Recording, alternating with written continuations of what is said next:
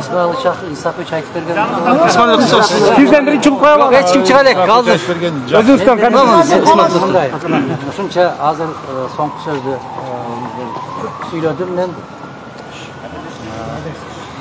Бүгүн комиссиянын 3төн кийинки жыйынында баш прокурор өзү келип баягы 323 берене туура эмес экен, туура эмес коюп, биз аны 338 беренеге кайра кайтардык деп. Анан бул жөнөкөй маселе эмес да.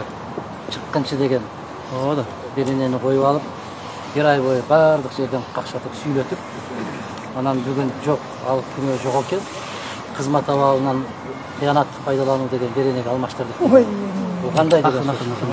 Бул адамдын тагдыры. Менин да бир туугандарым бар, тууган урук жора жолдоштор бар, чет өлкөдөгү жолдоштор бар. Алар эмне деп ойлойт ушуну? Измена Родина деген бул кандай нерсе? Мен ушуну айттым, ушул мезгилге чейин мен бир гана нерсемди баа тутуп келдим, бул менин фамилиям, бул менин атым. Туура.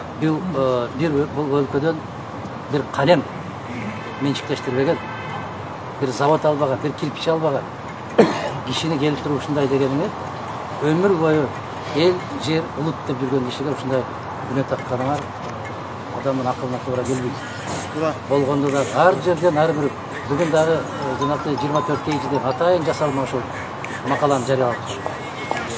Ошондуктан бүгүн мен жогорку кеңештин депутаттары биздин кесиптештерге ыраазычылык билдирип, абдан катуу принципиалдуу көрсөтүштү. Молодец. Ошол комиссиянын жыйыны болуп атканда генерал Исаковго ыраазычылык билдирип, мына ушул киши келип ар бир нерсени текчесине коюп бергенден кийин комиссиянын пикири дагы түп тамырын башка. Allah rahmat.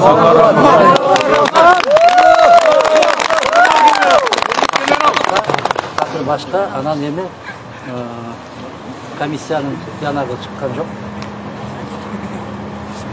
Дагы биздин мыйзам боюнча 10 мартка чейин убактысы бар.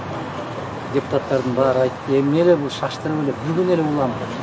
Ушу кечке калтырып маселени бүгүн чечиш керек болуп атат деген суроолорду койду, бирок эч кандай жооп болбогондон ошол комиссияны дагы 10 мартка чейин дагы бир жолу колдоп карап иштеп, анан конкреттүү тыянак менен чыгыш жөнүндө тапшырма берип ошону менен атат.